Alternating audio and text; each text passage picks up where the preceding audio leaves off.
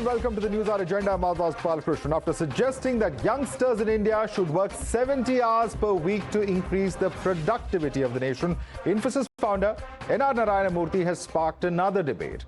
This time, the IT veteran has targeted the freebie culture in India. Murthy said that nothing should be given for free.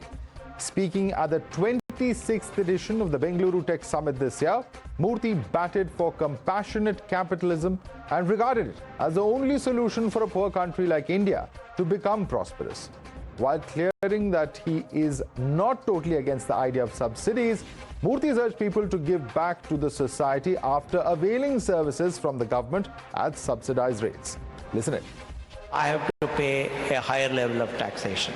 I'm quite happy because it's only, Priyank is here, it's only people like him who will have to say, how can we provide the best services for the poor people? However, when you provide those services, when you provide those subsidies, there must be something in return that they are willing to do. In other words, nothing should be given free, but there should be a contribution of the citizen also towards making our society a better society. While I am not against free services being provided, I think we should expect something in return from those people who receive those free subsidies. Now, this has reignited the debate on freebie culture in India. While Congress has batted for freebies, stating that these incentives help the poor, the BJP's defers saying that freebie culture has been misused by netas to seek votes in polls. Listen into the war of words. I think giving free ration and giving 200 or 100 units of free electricity, giving health cover, giving free education is not freebies. Freebies are those by giving relief to the big industrial houses by reducing the tax from 30% to 24%, which amounts to 1,43,000 crores. And by giving relief to the poor, he calls freebies. I totally disagree with him. देखिए, देश और राज्य को चलाने के लिए fund की आवश्यकता पड़ती है और फंड अवेलेबल होना चाहिए सर्वांगीण विकास के लिए। सड़कों का निर्माण होना चाहिए, कॉलेजों का निर्माण होना चाहिए, हॉस्पिटलों का निर्माण होना चाहिए। जिस प्रकार से रेवड़ी सिस्टम जो चलाया है सभी को, जैसे आम पार्टी ने पंजाब के अंदर सभी को 1000 रुपए देंगे, इसका मतलब यह है कि आप नैतिक मूल्यों को अलग रखकर आप वो काम कर रहे हैं जो समाज उसको स्वीकार नहीं करता। आप खजाने को लुटाने का काम करते हैं।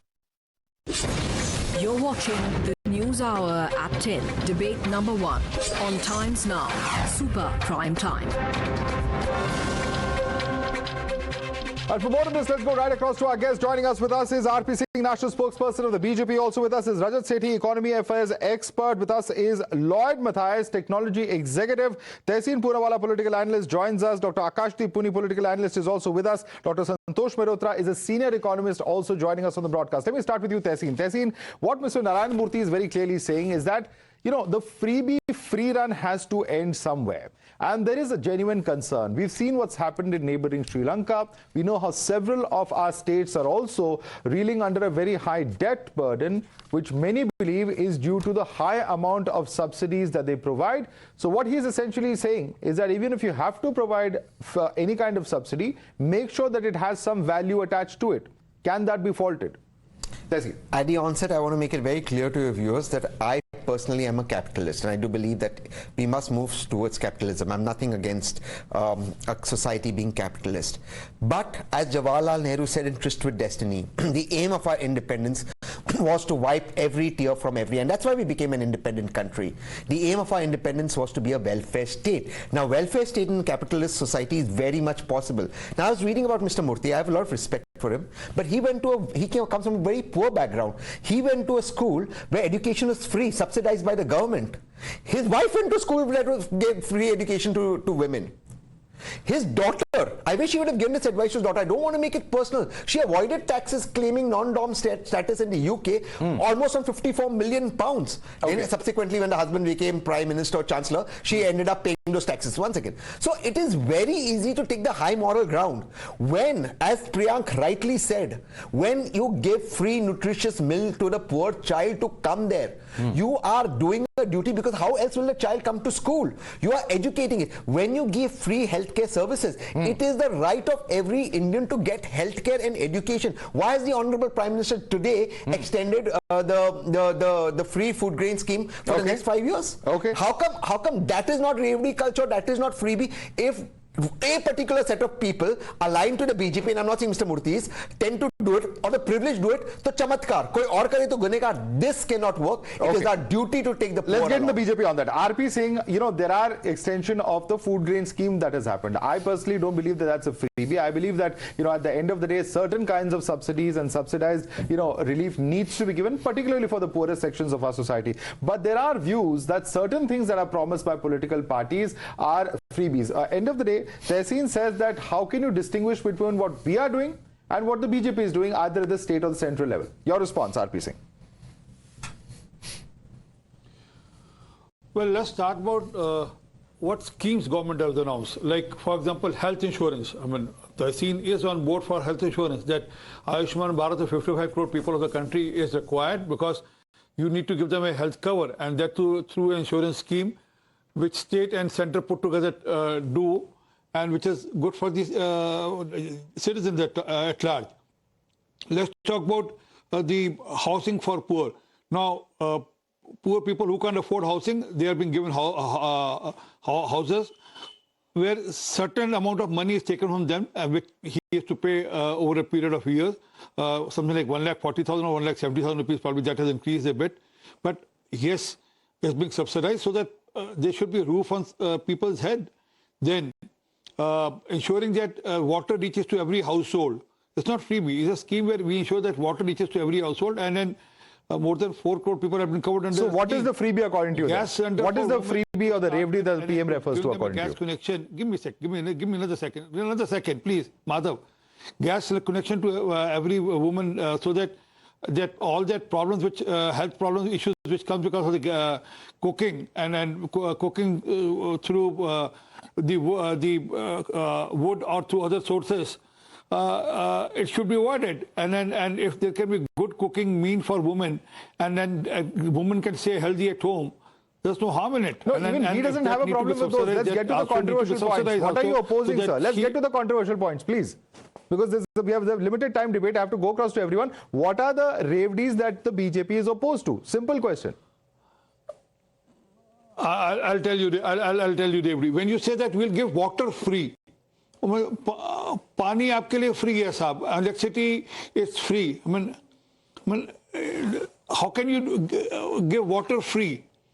And then when you are not able to provide that, also not able to provide that clean water to people. I mean, you're providing some dirty water, and you're saying we're giving water free. But let me ask you, RP Singh, one second. I'm going to go across to others.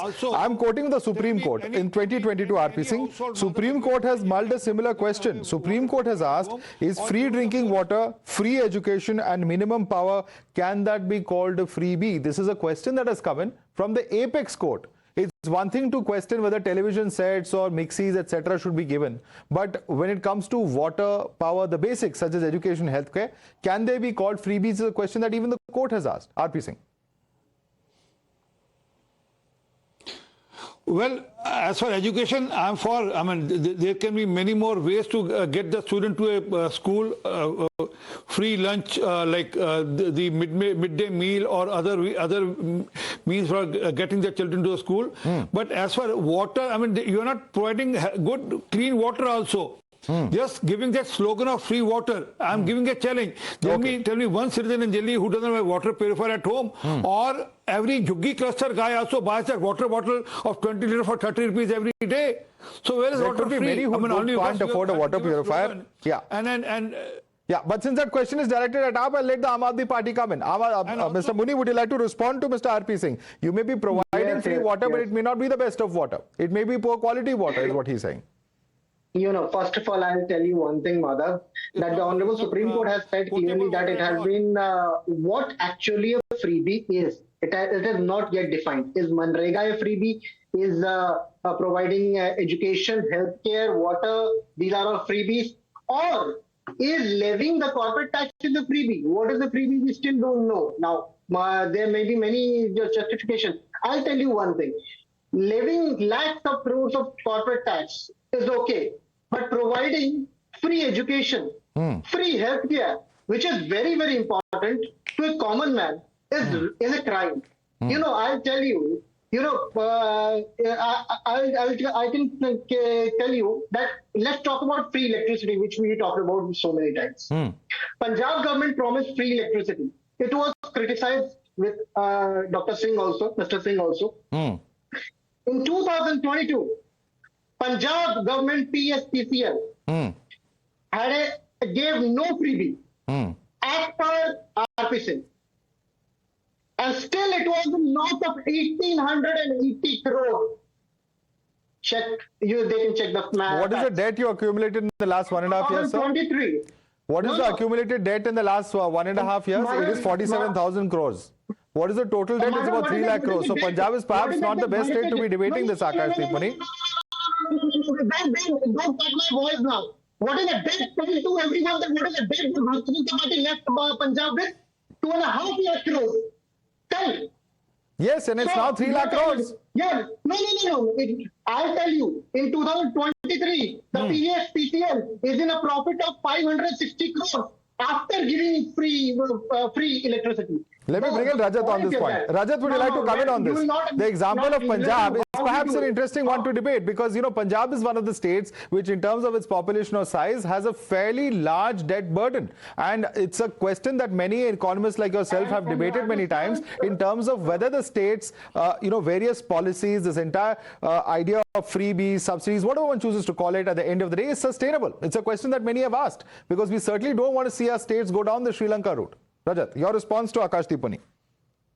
100%. I mean, Punjab, Rajasthan are two states which have been repeatedly called out by the RBI, which is an apolitical institution. They've said that the finances are not being managed and the state governments and the political parties are promising way beyond the financial, what a financial health of a state is going to allow. And then most of these states reach out to the RBI for enhanced debt ceilings. They want to borrow more from the market and they end up adding up the burden and pushing the can down the road.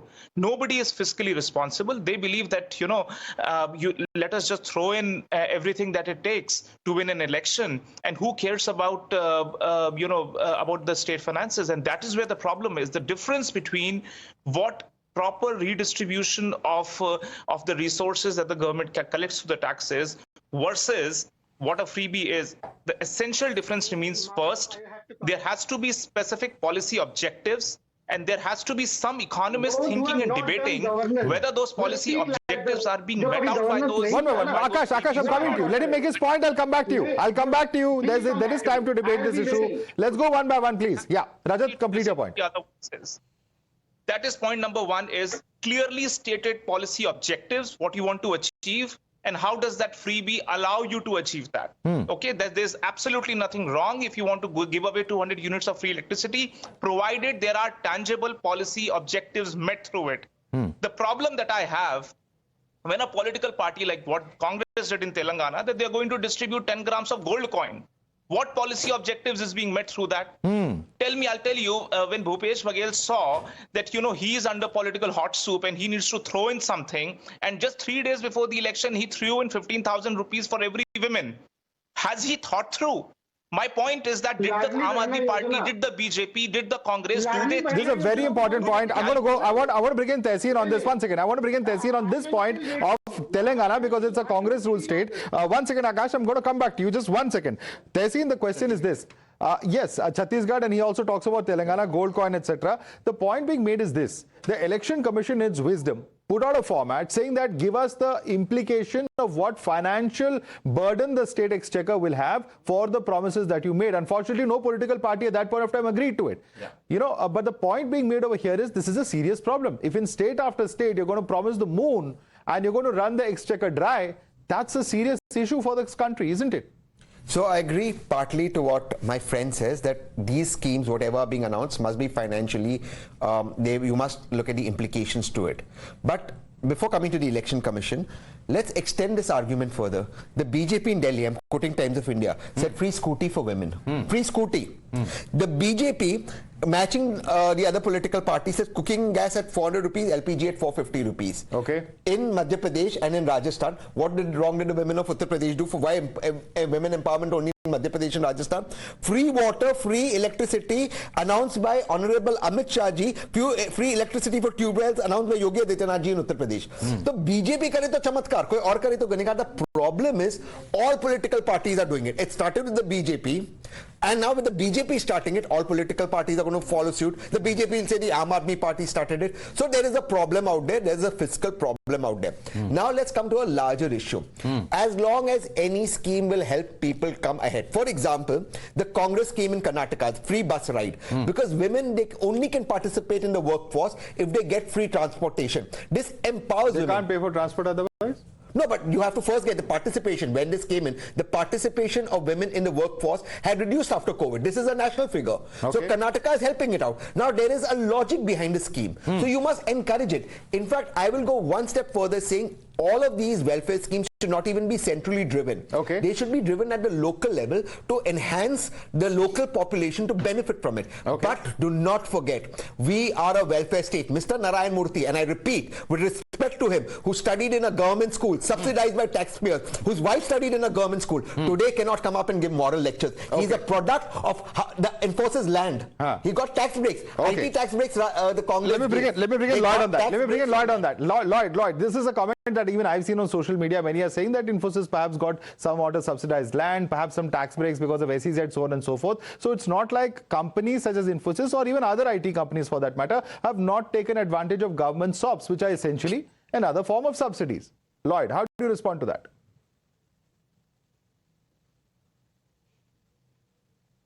Lloyd Matthias, can you hear me? Sorry, is that for me, Madhav? Yes, absolutely. You just heard Tehseen. He's raising the question of Infosys while Mr. Narayan Murthy talks about subsidies and how no subsidy should be there for free. There should be some value coming out of it. End of the day, there are IT companies in this country, including Infosys, that perhaps would have benefited from government schemes such as free land or subsidized land, from SEZs where they were charged a different rate of tax or perhaps even no tax. So, many are questioning the logic of that. And those are some commentaries on social media that we've seen, which Tehseen is referring to. Thank you, Madhav. I think I get the point. Just want to preface it with the fact that in a country with a sizable poor population like India does, with an absence of a clear social security program, I think there is some justification in some of the subsidies that the government offers. So while it's easy to, blame all politicians, I think that's one reality. However, obviously, what one doesn't expect is these random freebies that are normally timed to polls, giving away free laptops, color televisions, gold coins. I think they don't speak well. And it's really a plundering of the state's exchequer or the country's exchequer, depending on where this is being done. I think that clearly needs to be re-looked into. I think that's something that's very sensitive. And the reason I say so is two parts. One is that it builds a whole culture of non-compliance. Years of known mailers, years of free electricity have got a lot of Indians used to the fact that a loan is a one-way street. You take a loan with no idea of wanting to return it. If you don't get electricity free, you just steal it. I think that is the big concern. Coming to the specific point of Mr. Narayan Murthy's comments about large organizations getting land subsidies sometimes and getting tax waivers for 5 years to move into backward areas, I think that's an economic intervention, right? It's very easy to pass it off in social media as SOPs for the rich. But I think the reality is when large businesses get such deals, they're actually putting it back in terms of creating employment, creating wealth for the nation, creating more taxes. It has to be looked at in the larger economic paradigm. It's not about a one-time free land subsidy. Years ago, when the government of India gave Maruti Suzuki a land in Gurgaon at the rates it did, it built the whole culture of manufacturing in the state of Haryana. Right? This is way back in the 80s. So I think that has to be looked at in larger economic line. But just freebies for freebies' sake, for winning elections, and giving away things that are not even for the lower section of society, for the middle class and above. I think that speaks of a very, very poor culture, and that's something that certainly needs to be relooked into. Well, your point on wealth creation, job creation, and those aspects of manufacturing is a point well taken. But let me ask you a question, Lloyd. What about bicycles? Can you call bicycles a freebie? And the reason I'm asking you this question is that a Niti Aayog report of 2020 says that the free bicycle scheme in West Bengal and Bihar actually increased enrollment rates of students, of these girl students, and also reduced the dropout rates. So what may be perceived outside as a freebie is something that actually does some social good. So who's going to sit and define it is a big question. Was that for me, Madhav? Yes, Lloyd, for you. Yeah, so I think basically a lot of these irrational offerings that are made by political parties need to go to some form of screening. Now, whether the Election Commission is the appropriate authority or not, I don't know. But I clearly believe that there has to be a modicum of economic logic. There has to be some degree of fiscal discipline, because eventually a lot of what's being given is coming out of taxpayers' monies. So if there is no clear understanding of the logic, the rationale, and overall look at the fiscal discipline of that particular state, can we afford it? Then there's an imminent danger of us going down the path like Sri Lanka did or Pakistan did. And there are loads of countries. Venezuela is another example. Okay. There are several states. In fact, one of the states is Andhra, where 30.3% of funds received have been spent on freebies, is what some RBI data shows. And let me bring in Santosh Mehrotra on that. Santosh Mehrotra, we were discussing Punjab a short while earlier, but that's not the only state. There are other states as well who have a high amount of spending of their revenue receipts on these so-called freebies, subsidies, whatever one chooses to call it. So the risk of those states actually putting out their exchequer or their entire population at risk, given the kind of high debts that they are reeling under, is something that's very real, is what many people are saying. Santosh Mehrotra, your response to that? Well, naturally, if a state government is more indebted than other state governments, it has to be much more careful. However, Madhav, I think we need to go back to fundamentals here. This whole culture of providing individual private benefits of all kinds, whether it's cash or in kind, has started only in the last 7 or 8 years. Please remember that there was no such culture over the 10-year period from 2004 to 14. And why was this the case? This was the case. What about TV sets in DMK regime, sir? When did they start? I remember seeing those reports over 2 decades ago. I'm talking at the central level. State governments have had their schemes, okay? So yeah, but those would have influenced the center at some level. So let's not say it didn't exist. No, it's all part of our country, whether it's in the state or not. Excuse me, sir. I mean, look, you're asking me a question. Give me a chance to respond to you. No, please go ahead. Please go ahead. I'm just clarifying a point. No. So let me clarify my point, if I may, sir. So all I'm saying is that this culture began at the national level only in the last 7 or 8 years.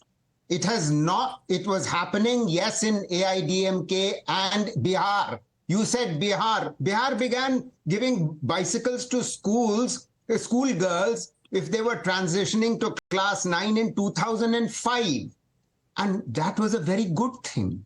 Everyone recognized that as a very good thing. The whole country adopted it. And that's why female, the transition from class 8 to class 9 went, in 2010, it was 58%, it went to 85% in 5 years. Yes, we just mentioned that, yes. Exactly. So the point is, it has to be a targeted intervention. Tehseen very rightly pointed to free transportation for women. Delhi's done the right thing. Punjab's done the right thing. Our female labor force participation has been systematically falling. We have to enable women to get into the labor force. Our girls are all getting better educated. But let me make my larger point, if I might, sir. I think billionaire capitalists honestly need to hold their mouth a little bit. Because we have gotten to a point where here is a billionaire capitalist who clearly got duty-free imports for computer hardware. The entire IT industry thrived on account of this. There would have been no IT industry in this country but for duty-free imports of computer hardware. Right. Is he Is he grudging that? Okay. And what is he saying? What is he seriously saying? That those duty-free imports are fine, but giving free transportation to women is not fine, and giving bicycles to women. Quick response. Rajat, we're almost out of time. I want Rajat to come in and respond to that. Rajat, your response to Mr. Mehrotra and the specifics that he's referring to. The point is that most of these promises are given in the din of election. That's not the right time. If you want to increase women labor force participation, is giving bus rides the free or is giving fair compensation the best way to do it? Where is that debate happening in our country? You know, we announce only during the time of elections, 15-20 days, when most of your thinking minds are involved in actual electioneering. And that's where the critical problem is. And here people want to debate out on topics which give fair compensation, but first bring women into the labor force. First, bring women into the labor force. Have you done that research? My simple point is that where is that research? Where policy objectives are laid out, they are, first of all, they are never laid out. This is only done retrospectively. You know, once you announce a scheme, then you say, okay, this was for this. Because that's the loose part that you can connect. That's the simple, lazy analysis that most of the political parties are involved in, including BJP, including... Okay, very quickly, Mr. Mehrotra wants to respond to you. The entire culture is going in a wrong direction. The point is, it all happens in the heat of elections. There's no policy prerogative. It's not a well thought out scheme. It's all for populism, is what Rajat is saying. Your response, Mr. Mehrotra. Yeah, we know, of course, that's a problem. Rajat and I agreed on that. The real issue is that the problem began with the central government, whose debt went from 55 lakh crores in 2015 to 165 lakh crores. It went from under 60% of GDP to 90% of GDP. Why? It has nothing to do question for Rajat. You've asked the question. I'll let Rajat respond to that. Rajat, I want Rajat to respond to that. 1 second. My simple point is, I was speaking to a finance minister of a very big state just yesterday. He says that today the culture of freebies is so intense that he's under acute pressure to cut down on developmental projects. Projects like bridges, projects like infrastructure, roads, etc. have to be cut down on, because you have to lure in the people through freebies. That's the problem. That's the tough choices finance ministers of various states. And by the way, developed, highly industrial states I'm talking about. Now, this is the pressure that politicians are facing. How do you resolve this? This is a gigantic problem, and it should not be trivialized that this is just some policy measures which we are trying to achieve. There has to be proper research. Supreme Court has to clamp down these freebies just to buy out votes. This is what is happening in our country. Okay. Everyone wants to come in suddenly. All right. Quick response. Tehseen also wants to come in. I've seen Mr. RP Singh's hand going up, Mr. Muni's hand going up. All right, Mr. Mehrotra, 20 seconds quickly, because I have to go across to others. Quick response. 20 seconds is all I need. Because the central government's expenditure on health was 1.1% of GDP, the entire country's, and it's still only 1.3% of GDP, despite the government having committed to 2.5% of GDP by 24-25. Okay. Education expenditure, new education policy is saying we should have gone to 6%. We are at 2.9%, less than half of that. Why? Because the central government goes on giving one nice freebie after another. Okay, RP Singh, I want you to come in on this. RP Singh, your response. He says the central government has not fulfilled its promises. Mr. Well, I can see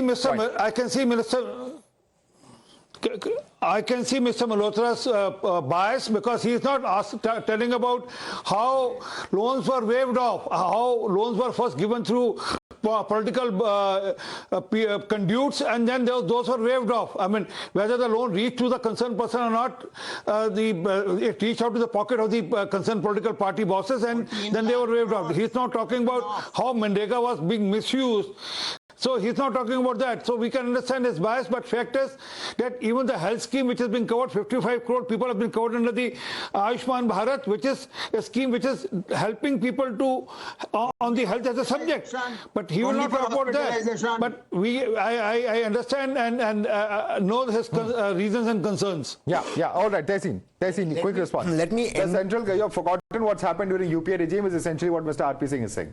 The misuse of these subsidies is what he's referring to. Your response to that? Yeah, but that's how it is. For the rich and for the BJP, everything is misuse. So let me just end by the hypocrisy of Mr. Narayan Murthy. A Times of India article quotes the Infosys leading the fight against the union government to not pay their fair share of taxes on a $50 billion revenue and $10 billion in profit. They had a problem paying their fair share of taxes on a $10 billion billion profit. Here is the CFO in a Times of India article interview saying, hey, $10 billion we're making profit for the country. How this is too much. We don't have an Infosys spokesperson, unfortunately. This is the hypocrisy.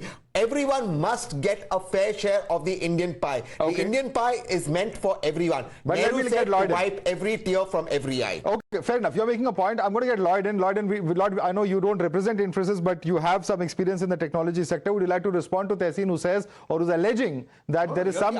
Yeah, he's quoting an article where he says there's some kind of issue with taxes that certain companies such as Infosys have been evading, according to him. Your response to that, Lloyd?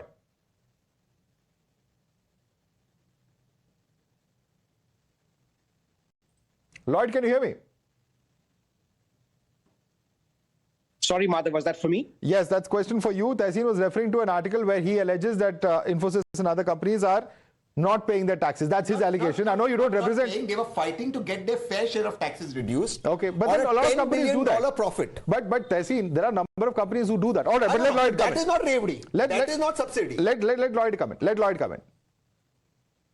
Yeah, I think, Madhav, the issue of equating tax subsidies and tax holidays for large organizations versus freebies for the poor is not a fair equation. I think freebies, in a sense, like I said, subsidies for poor people in a country without a social security system is justified, but not one-off freebies that are largely directed towards elections. And the context of tax subsidies for large organizations is largely to attract investment, and this investment is further going to help the development of the country and create jobs, create employment. So that has a positive spin on the economy. If we don't understand that aspect, I think then the whole fiscal process goes a little awry. All right.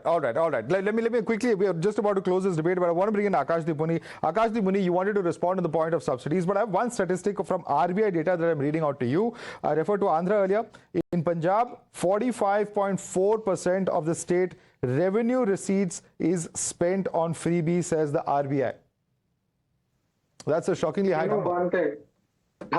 That may be, but one thing that when the listen to me, maybe, at least, if you listen to me 30 seconds, I'll just tell you one thing, that Madhav, when some companies get free subsidies, it's okay, but just imagine a poor person whose children get good education. I have struggled my whole life getting a loan from SBI to get for education, and my cousins in Delhi are getting good education, free education. Now think, do you want corporate tax levied or education to the poor so that they can have at least decent life, healthcare for poor so that they can have a decent life? Choose. Well, that's the question. That's exactly the question. And how much is too much is, of course, at the end of the day, the moot point. That's why this is actually a debate. What should our policy priorities be? How many of these freebies are actually enough? And is there a limit to which state governments have to be responsible at the end of the day? If the government is a custodian of the exchequer, don't they have a duty to be responsible as well? Is a question that certainly many are asking. It's a debate that perhaps we need to have in this country, given that in political season, freebies, incentives, subsidies, whatever one chooses to call it, does in fact tend to get thrown around like rabies. That's something that has been stated in the past. I'd like to thank all our panelists for joining us, particularly Santosh Mehrotra as well as Lloyd Matthias. The rest of our panelists stay with us for debate number 2.